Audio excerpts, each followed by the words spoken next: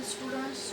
Today we are going to see our first chapter of science part 1, that is gravitation.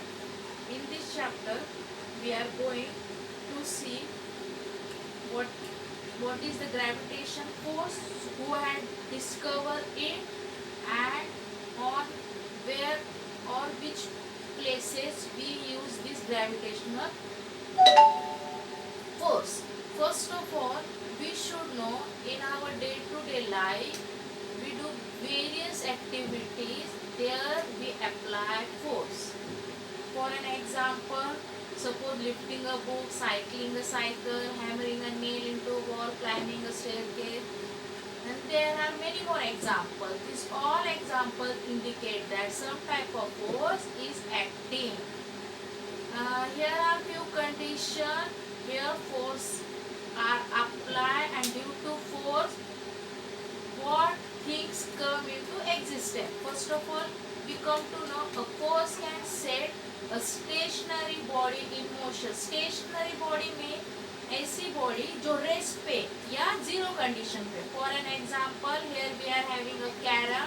In carrom while playing we put coins at the center and strike the striker. After striking the striker moves in the direction of coins and the motion takes place.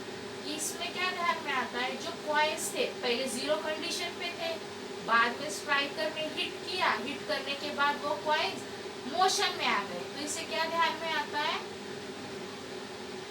कि a force can set a body in motion. Second thing, a force can change the speed of the body. इसमें क्या ध्यान में आता है, अगर कोई भी चीज को अगर फोर्स अप्लाई किया जाए तो बॉडी की स्पीड कम या ज्यादा हम कर सकते हैं. फॉर एन एग्जांपल, आप कार देखते हैं या मोटरसाइकिल है या आपकी स्कूटी है, आप जैसे फोर्स अप्लाई करोगे आपकी गाड़ी की स्पीड कम ज्यादा होने स्टार्ट होगी.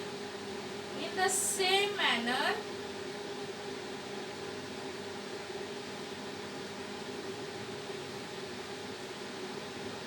force can change the direction of motion of a body. पहले देखा कि जीरो कंडीशन में अगर कोई चीज है तो उसे हम मोशन में ला सकते हैं. देन ये देखा कि स्पीड कम ज्यादा कर सकते हैं. अभी क्या देखना है, a force can change the direction of motion of the body. अभी देखो यहाँ एग्जांपल भी है बैडमिंटन. इमेजिन करो आप बैडमिंटन खेल रहे हो, उसमें क्या होता है, दो प्लेइंग मेंबर्स होते हैं, एक वन साइड पे और एक अनदर साइड पे, ऑपोजिट डायरेक्शन में होते हैं. वहाँ हम बॉल या कॉक का यूज करते हैं. एक प्लेयर कॉक हिट करता है दूसरे प्लेयर के आगे उसमें, दूसरा प्लेयर उसके आगे उसमें हिट करता है. वो जो कॉक अपना मोशन बना रहा है एक जगह से दूसरी जगह पे, वो दूसरे के हिट करने से वो मोशन चेंज होता है, वो ऑपोजिट डायरेक्शन में जाता है. तो इससे क्या ध्यान में आता है, force can change the direction of motion of a body. मतलब कॉक या बॉल हो हमारा, उस पे हिट करने के कारण मतलब ऑपोजिट डायरेक्शन में मोशन आ जा सकता है. उसी के साथ a force can change the speed as well as the direction of motion of the body.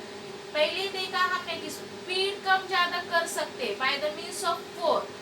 और ये भी ध्यान में आना चाहिए कि by implementation of speed we can also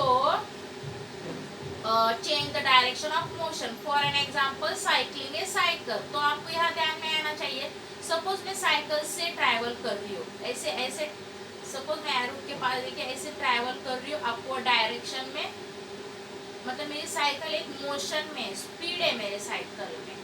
at the same time मैं राइट में टर्न लेने वाली, सपोज यहाँ राइट में टर्न ले रही हूँ, तो मैं स्पीड लेते लेते क्या कर रही हूँ, अपनी डायरेक्शन चेंज कर रही हूँ. तो यहाँ पर जो कॉर्नर बनेगा उस कॉर्नर पे मुझे large amount of force execute करना पड़ेगा. इस फोर्स से मैं क्या कर सकूंगी, अपनी डायरेक्शन चेंज कर सकूंगी. तो इससे क्या ध्यान में आता है, by the implementation of force हम स्पीड के साथ साथ जो बॉडी की डायरेक्शन है वो भी चेंज कर सकते हैं. A force can change the shape and size of the body on which it acts. तो देखना ये है कि shape and size. For an example मैंने क्या लिया है यहाँ पर, स्प्रिंग एंड बलून.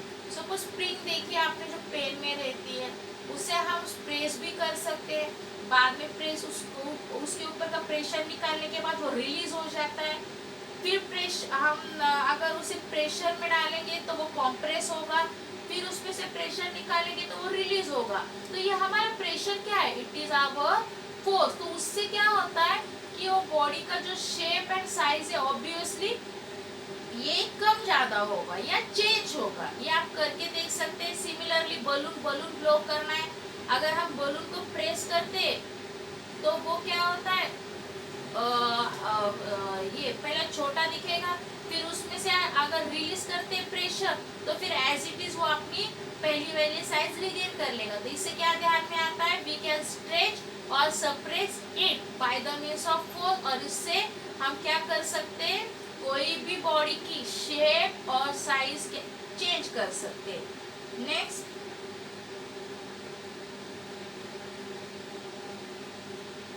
ये थे कंडीशन कि फोर्स से क्या क्या किया जाता है। हाँ, अभी ये भी देखना चाहिए फोर्स कहाँ कहाँ यूज में आता है, वो तो ध्यान में आया हम कि फोर्स से क्या क्या हो सकता है। अभी टाइप्स ऑफ फोर्स भी पता होने चाहिए। तो मस्कुलर फोर्स है, मस्कुलर फोर्स मतलब जिसपे हम बल का यूज करते पावर का, तो लिफ्टिंग वेट, कोई वजन उठा रहे हैं। मैकेनिकल फोर्स जो हम गाड़ियों में यूज करते हैं। ग्रेविटेशनल फोर्स, अभी ग्रेविटेशनल फोर्स का एग्जांपल, सपोज मैं बॉल ऊपर थ्रो कर रही हूँ आसमान में और वो थोड़ी देर के बाद एक हाइट से नीचे आ जाता है जमीन की तरफ, वो क्यों आता है, by the means of gravitational force. ये चैप्टर में हम ग्रेविटेशनल फोर्स ही देखने वाले हैं। बाद में मैग्नेटिक फोर्स, कोई भी अगर आयरन मटेरियल वगैरह है वो हम मैग्नेट से अट्रैक्ट कर सकते हैं। मैग्नेट से अट्रैक्ट कर रहे हैं मतलब मैग्नेटिक फोर्स यूज में ला रहे हैं। फ्रिक्शनल फोर्स, फ्रिक्शनल फोर्स में अगर कोई कंघी या कॉम है तो उसे अगर बालों पे रब किया जाए, नहीं सॉरी, यहाँ पर वो जो बॉल है, बॉल अगर सरफेस में अगर डाल दिया जाए तो वो बॉल सरफेस पे क्या होता है, फ्रिक्शन करते हुए रोल करते हैं। जब वो रोल कर रहा है तो वो जमीन पे फ्रिक्शन कर रहा है, दैट इलेक्ट्रोस्टैटिक फोर्स।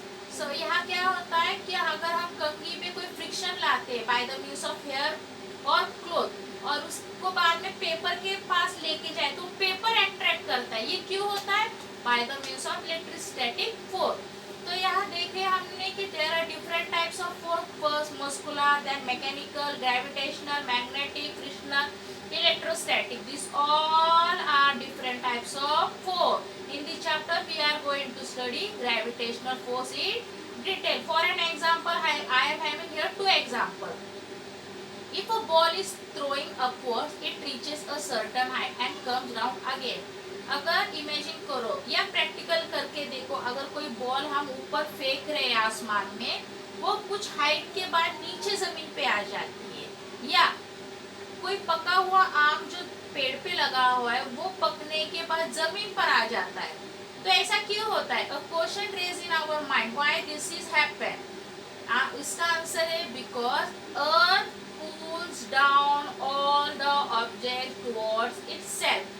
तो अर्थ पे रहते हैं हम, तो अर्थ क्या अपनी ग्रेविटी शो करता है, और due to earth gravity everything used to fall towards earth. तो अर्थ क्या अपनी तरफ कोई भी चीज खींचता है by the means of gravitational force.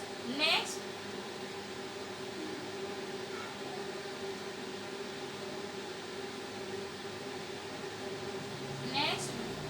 we know the force applied by the earth to pull object towards itself is called gravitational force. ये तो ध्यान में आया कि earth due to earth's gravity the object pulls toward itself and it is called as gravitational force. And thus we come to know that earth's gravity acts on each and every object.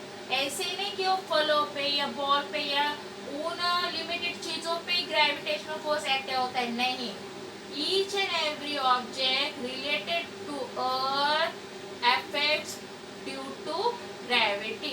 In previous class we had learned gravitational force is a universal force. पहले की class में हमने क्या देखा कि gravitational force ये universal force है, है। तो ये देखिए यहाँ पर एक मैंने डायग्राम बनाई हुई है। Gravitational force not only act between two object but also between two object in the universe. Suppose ये ऑब्जेक्ट ए है, ये ऑब्जेक्ट बी है, ए एंड बी। तो हमें क्या लगता है कि सिर्फ ग्रेविटेशनल फोर्स इन दोनों के बीच में ही है, ऐसा नहीं है। ये पूरा जो यूनिवर्स है, ये पूरे यूनिवर्स में ग्रेविटेशनल फोर्स एक्ट होता है। For an example earth and moon, earth and moon में भी ग्रेविटेशनल फोर्स एक्ट होता है और उसी के कारण वो एक दूसरे से लिमिटेड डिस्टेंस पे अपनी जगह मेंटेन किए हुए है। Let us know how the force is discover. तो अगर ये ग्रेविटेशनल फोर्स इतना ही जरूरी है तो हमें ये कैसे डिस्कवर हुआ या इसका यूज कहाँ कहाँ आता है ये देखना जरूरी है। Next, gravitation.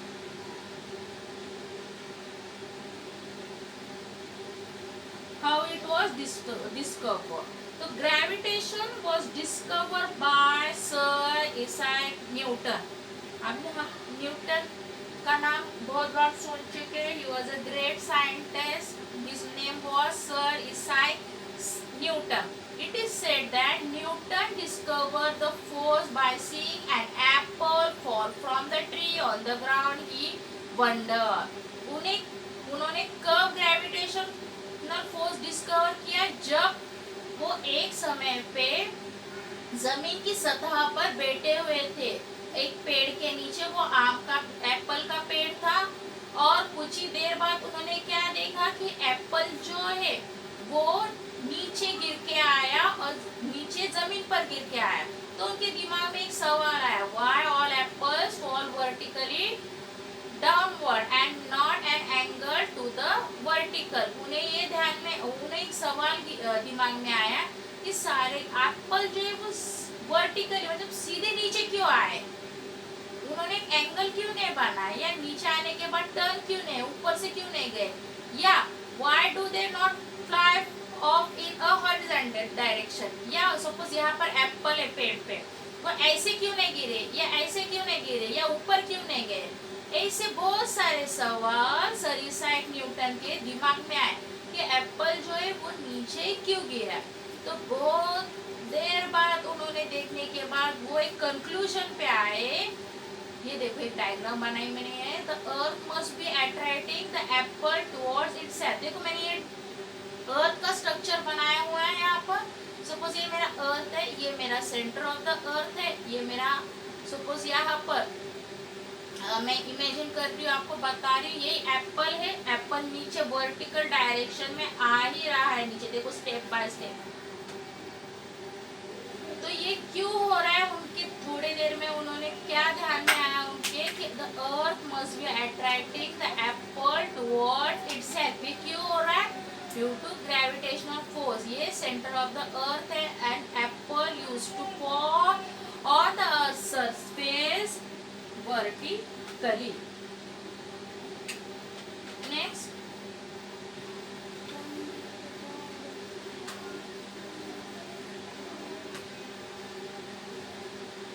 and this attracting force direct to the center of the earth। और ये डायरेक्ट किससे रिलेटेड है? To the centre of the earth. Note that the direction from an apple to the tree to the center of the earth is perpendicular to ground and thus the apple falls vertically towards the earth surface। देखो ये diagram clear कर रहा है। ये मेरी अर्थ है, ये अर्थ का सेंटर है, यहाँ पे एप्पल है, एप्पल नीचे वर्टिकली फॉल हो रहा है। वर्टिकली आने के बाद और ये सेंटर ऑफ द अर्थ है, तो ये वर्टिकली नीचे आने के बाद ये जो रेडियस है अर्थ का, ये कितने का एंगल फॉर्म कर रहा है? It forms the angle of 90 degree. It mean everything on the earth performs the action of perpendicular. कोई भी चीज अगर गिर रही है तो कौन सा एक्शन प्ले करेगी? परपेंडिकुलर का मतलब 90 डिग्री का एंगल यहाँ पर फॉर्म हो रहा है। The direction from an apple on the tree to the center of the earth is perpendicular to ground and thus the apple falls vertically towards the earth surface. तो वो जो सवाल था ना, वर्टिकली क्यों एप्पल नीचे आया, तो ये इस कारण है, due to centre of the earth gravitational force या ग्रेविटी यहाँ पर है और ये परपेंडिकुलर है रेडियस कोई भी चीज में, तो वो 90 डिग्री का एंगल फॉर्म करता है। अगर परपेंडिकुलर होनी चाहिए तो कोई भी चीज अगर नीचे आएगी तो वो वर्टिकल डायरेक्शन में आनी चाहिए। The force of gravitation acting upon different apple on various height from the surface of the height। अभी ये जो फोर्स है, सपोज यहाँ पे कोई तो भी अमाउंट ऑफ फोर्स अप्लाई हो रहा है ग्रेविटेशनल का और ग्रेविटेशन का, यहाँ पर कोई एप्पल है, कोई एप्पल यहाँ हो सकता है, कोई यहाँ, कोई ऊपर, तो अलग अलग हाइट पे एप्पल अगर प्लेस किए गए हैं तो सब पे जो ग्रेविटेशनल फोर्स एक्ट होने वाला है, सुनिए, वो सिमिलर नहीं होगा, वो अलग अलग होगा। क्यों? सबकी हाइट अलग अलग होगी, कोई भी एप्पल या कोई भी चीज एक हाइट से तो नीचे नहीं आएगी, इसलिए सब चीजों पे जो ग्रेविटेशनल फोर्स एक्ट होने वाला है वो अलग अलग होगा। Next, and also on the object far away from the earth. अभी ये देख रहे थे कि ये सिर्फ ग्रेविटेशनल फोर्स सिर्फ अर्थ के लिए है क्या? नहीं, ये सारे ऑब्जेक्ट्स के लिए है जो far away from the earth है, जैसे कि मून है, अदर प्लैनेट्स है, गैलेक्सी है, सन है, इन सब में सब लोगों ने अपना अपना ग्रेविटेशनल फोर्स मेंटेन किया हुआ है। नेक्स्ट,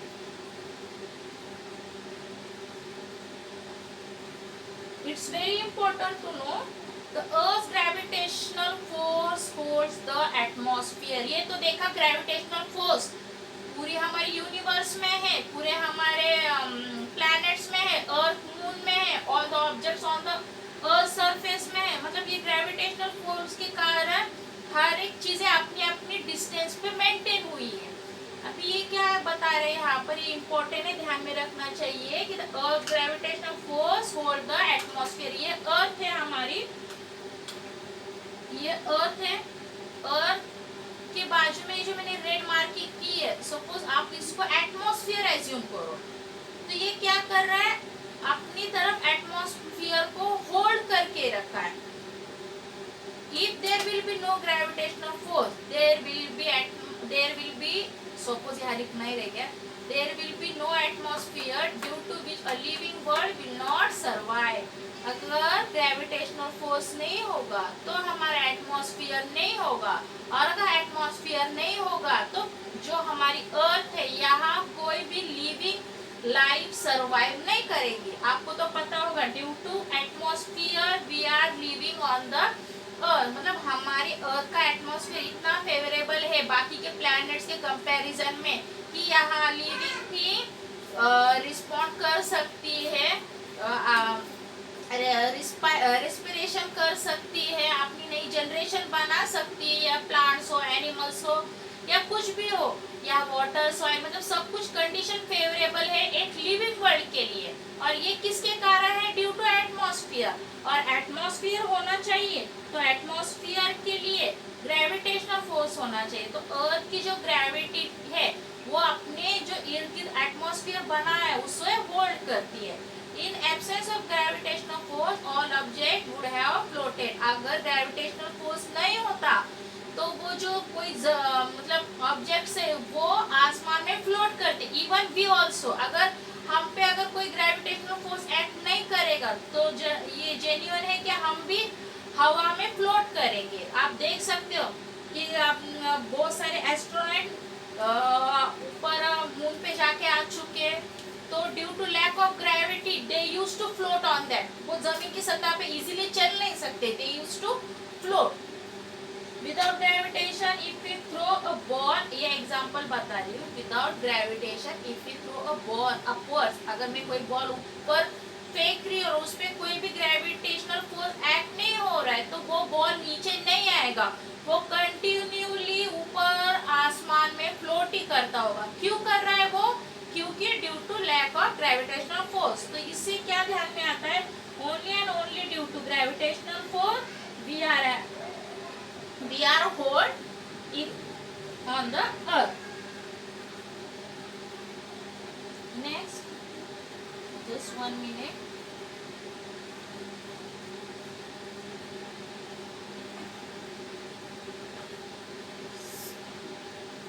देखा gravitational force sir Isaac Newton ने डिस्कवर किया, उनकी कंडीशंस क्या क्या थी।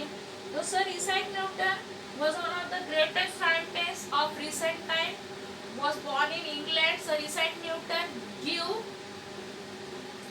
laws of motion, equation of motion, theory of gravity in his book Principia।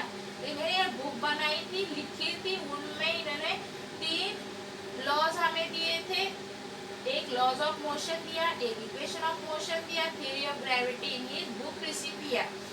तो before writing his book Johannes Kepler give 3 laws of planetary motion. ये भी great scientist थे, उन्होंने न्यूटन के पहले ग्रेविटेशनल फोर्स के बारे में सीखना स्टार्ट किया था। उन्होंने प्लैनेटरी मोशन जो यूनिवर्स में प्लैनेट है उनके मोशन में वो पढ़ रहे थे।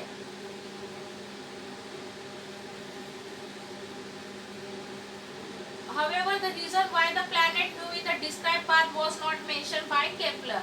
उन्होंने प्लैनेटरी मोशन के बारे में तो पढ़ा, बट वो उनकी थ्योरी में ये मेंशन नहीं था या डिस्क्राइब नहीं था कि ये जो प्लैनेट है अपनी अपनी डायरेक्शन में क्यों मूव करते, वो अलग अलग डायरेक्शन क्यों नहीं चेंज करते। Newton by this theory of gravity derived mathematical equation of Kepler's law। और उनकी ये थ्योरी जो थी उन्होंने मैथमेटिकल इक्वेशन पे बेस केपलर्स लॉ को डिजाइन किया। Including this sir Isaac Newton work on light, heat, sound and mathematics. तो सर इसाक न्यूटन ने ग्रेविटेशनल फोर्स क्या है या ग्रेविटी क्या है वो तो डिस्क्राइब की ही, उनके साथ हीट, लाइट, साउंड और वाज अ ग्रेट मैथमेटिशियन। तो उन्होंने क्या किया, साथ ही साथ ही invented a new branch of mathematics called calculus. उन्होंने मैथमेटिक्स के साथ एक नई ब्रांच इन्वेंट की, calculus, and has wide ranging application in physics and mathematics. Calculus का यूज कहाँ यूज में लाया जाता था, in physics and maths. Calculus means it deals with the rate of change, for example the speed of a falling object। या कोई car है चल रही है, कितनी स्पीड में चल रही, कितने समय में चल रही, या टेम्परेचर है या ह्यूमिडिटी है, या ये बहुत सारे जो एग्जांपल है that deals with physics or mathematics is known as calculus and it was invented by Sir Isaac Newton। He was the first scientist to discover reflecting telescope। Reflective telescope बनाने का काम उन्होंने किया था। Now let us start focusing on the main content in chapter force and motion. ये जो पूरा chapter है किस पे देखने वाले हैं हम, ग्रेविटेशनल फोर्स और मोशन पे।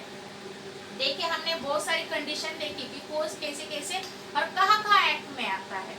अभी हम देखने वाले हैं कि Newton's first law of motion. यहाँ मैंने डायग्राम बनाई है, यहाँ पर एक एम्प्टी ग्लास है, यहाँ पर एक कार्ड शीट है, उस पे एक कॉइन है। देखो तो इसमें कोई प्रकार की कोई मूवमेंट नहीं है, देख रहे आप, हाँ good. An object continue to remain at rest or in a state of uniform motion along a straight line unless an external unbalance force act on it. ये ऐसा क्यों कहते हैं, देखो ग्लास है, कार्ड शीट है, कॉइन से, इस पे कोई प्रकार का फोर्स अप्लाई नहीं किया जा रहा है। अगर नहीं किया जा रहा है तो ये जो चीज है ये पूरी यूनिफॉर्म मोशन में, मतलब एक स्ट्रेट लाइन में, यूनिफॉर्म मोशन स्ट्रेट लाइन में, जब कभी इस पे अगर फोर्स अप्लाई किया जाएगा तब ये चीज मोशन में आएगी। तो इससे क्या ध्यान में आता है, an object continue to remain at rest. Rest मतलब ये पूरी जीरो कंडीशन में, इसमें कोई चेंजेस नहीं है, और इन स्टेट ऑफ यूनिफॉर्म मोशन, एक लाइन में, यूनिफॉर्म मतलब एक लाइन कंटिन्यू के अलोंग अ स्ट्रेट लाइन। ये स्ट्रेट लाइन फॉर्म कर दे, देखो ऐसी स्ट्रेट लाइन फॉर्म कर दे। कब तक होगा ये, जब तक इस पे कोई भी प्रकार का एक्सटर्नल फोर्स अप्लाई नहीं किया जाएगा।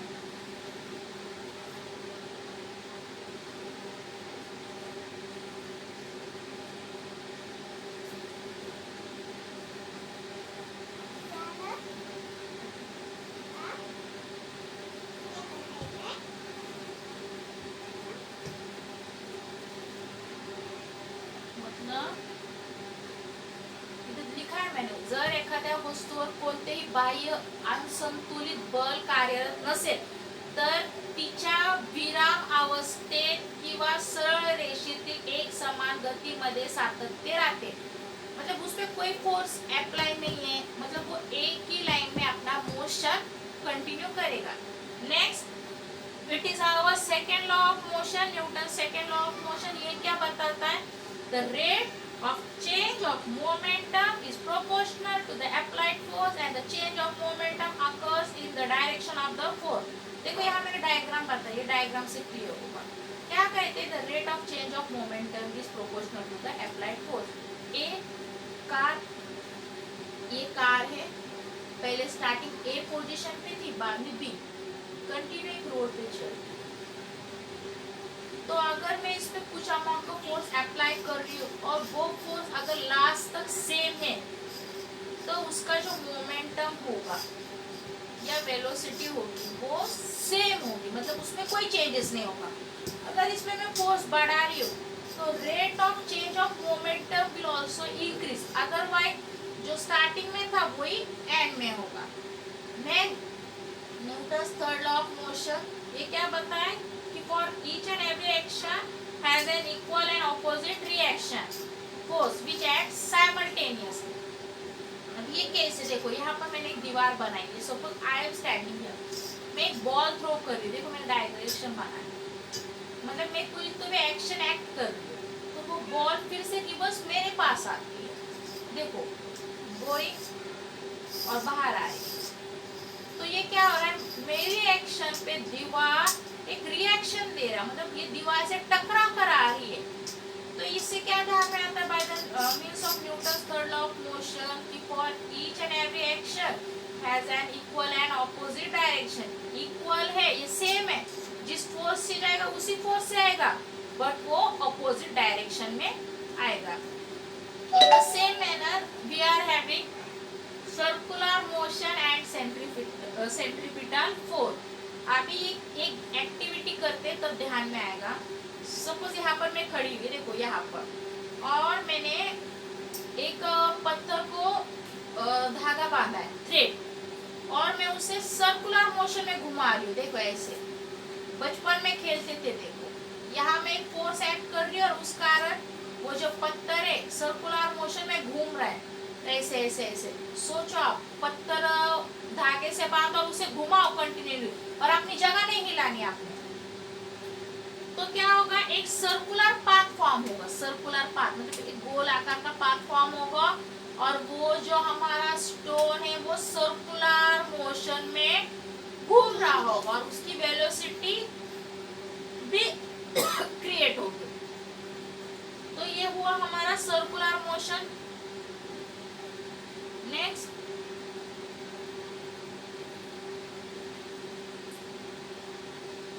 सेंट्रीपिटल फोर्स क्या होता है वो देखेंगे.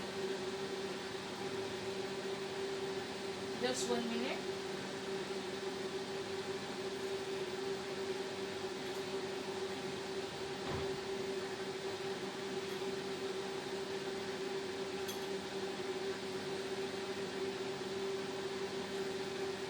एक्टिविटी में क्या हुआ?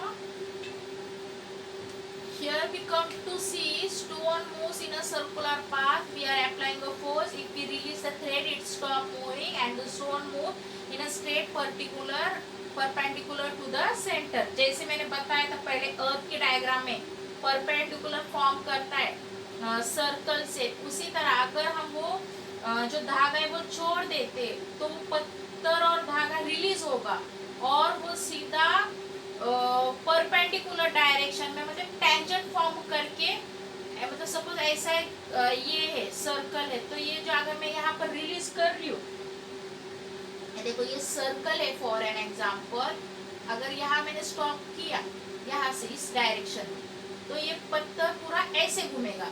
कहाँ पर? इस तरफ, मतलब ये सेंटर से क्या फॉर्म कर रहा है? एक 90 डिग्री का angle. In the same manner, this thing happen in the universe where all the objects move in circular motion with certain velocity and are perpendicular of the center. इसी तरह से यूनिवर्स में जो कोई भी चीजें घूम रही है एक दूसरे के इसमें, तो वो सब सर्कुलर मोशन में घूम रही है और एक दूसरे पे सेंट्रीपिटल फोर्स एक्ट हो रहा है. Here we can say, for an example, sun show gravitational force toward all planet including earth. यहाँ एक यूनिवर्स का एग्जांपल लेते हैं. सपोज सन ये हमारे सेंटर में, इसके इर्द गिर्द बहुत सारे प्लैनेट रोटेट करते हैं. तो sun is showing gravitational force towards each and every planet including earth also. अगर sun ने अपना gravitational force शो नहीं किया तो ये प्लैनेट एक दूसरे में टकराएंगे. तो कोई तो भी amount of force sun is acting on each and every planet. Here from an activity we come to certain force is acting perpendicular to the center of the circular motion is called as centripetal force. ये जो मैंने diagram बनाई थी अभी last page में, यहाँ centre पे से फोर्स जो एक्ट होता है सर्कुलर मोशन में. देखो कोई भी चीज अगर सर्कुलर मोशन में रिवॉल्व कर रही है, रोटेट हो रही है, तो उसका रिलेशन वो सर्कल के सेंटर से जो होगा, जो फोर्स एक्ट होगा हमारा, वो सेंट्रीपिटल फोर्स एक्ट होगा. नेक्स्ट,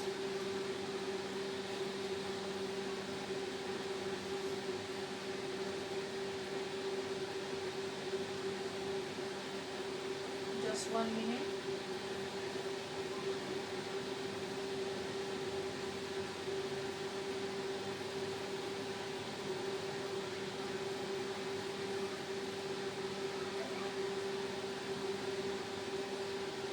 हाँ, ये जो डायग्राम, ये जो डायग्राम थी, तो इस डायग्राम से क्या ध्यान में आता है, ये देखो ये सर्कुलर मोशन में चीज घूम रही है, चीज घूम रही है. Okay, it is our circular motion. तो सेंट्रीपिटल फोर्स क्या है? तो सेंट्रीपिटल फोर्स क्या है? ये सेंटर से ये जो बॉडी मूव करेगी सर्कुलर पाथ में, ये जो फोर्स एक्ट होगा उस बॉडी पर जो सर्कुलर मोशन पे, वो परपेंडिकुलर इसमें होगा, एंगल पे होगा. और परपेंडिकुलर एंगल पे होने के कारण वो जो सर्कुलर मोशन में बॉडी मूव करेगी उसे सेंट्रीपिटल फोर्स कहा जाएगा. So student, this was a deep clarification of gravitation, how it discover, how it acts on the object, on the earth, in the universe, how the force is applied to each and every object. We had seen Newton's law, how it was discovered, how it acts, and where we use. Next part of the chapter we are going to continue soon. Thank you and have a nice day.